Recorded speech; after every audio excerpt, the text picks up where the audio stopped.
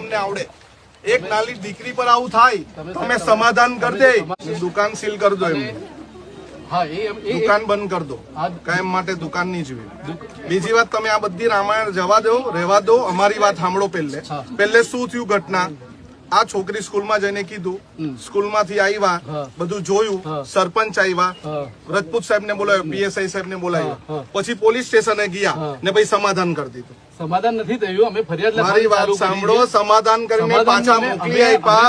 આ ગામના લોકો જાગૃત છે, ગામના લોકો જાગૃત છે. એમણે બધાએ થઈને પાછો કેસ સૂચવી ગયો ત્યારે તમે રાતના ફરિયાદ નોંધી. કેટલા વાગ્યાની ફરિયાદ નોંધી છે બતાવો, કેટલો સમય છે? અમે સવારમાં જ્યારે દીકરીને બેનને પોલિટિશિયન લઈને આવ્યા, ફરિયાદ લખવાનું ચાલુ કર્યું. એ બેન તેથી ફરિયાદ આપ્યા વગર નીકળી ગયા, છતાં બી અમે પાછા મારી સરકારી ગાડી લઈને મોકલી, મારી ગાડીમાં લઈને આવ્યા પોલિટિશિયન અને ફરિયાદ નોંધવાનું ચાલુ કર્યું અને ફરિયાદ દાખલ કરી અને પછી આરોપીની બી અમે અટક કરી લીધો.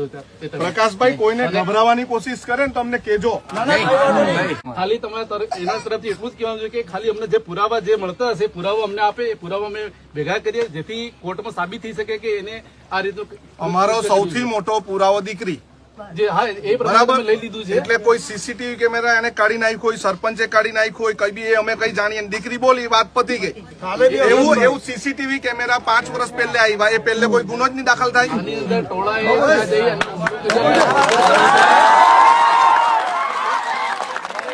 કોઈ બી અમારી દીકરી પર આવું કરશે ને એની દુકાન અમે રહેવા નહીં દેશું. બરાબર? એટલે એક્શન નું રિએક્શન આવશે જ, રોષ થશે જ.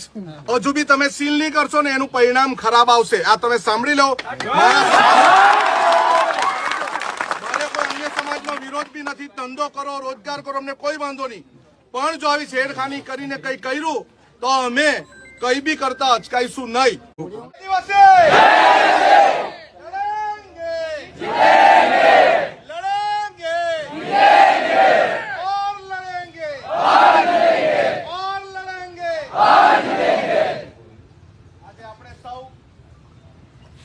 આદિવાસી સમાજની દીકરી પર જે રીતે અડપલા કરવામાં આવ્યા છે એના વિરોધમાં આપણે સૌ કરચલિયા ખાતે ભેગા થયા છે.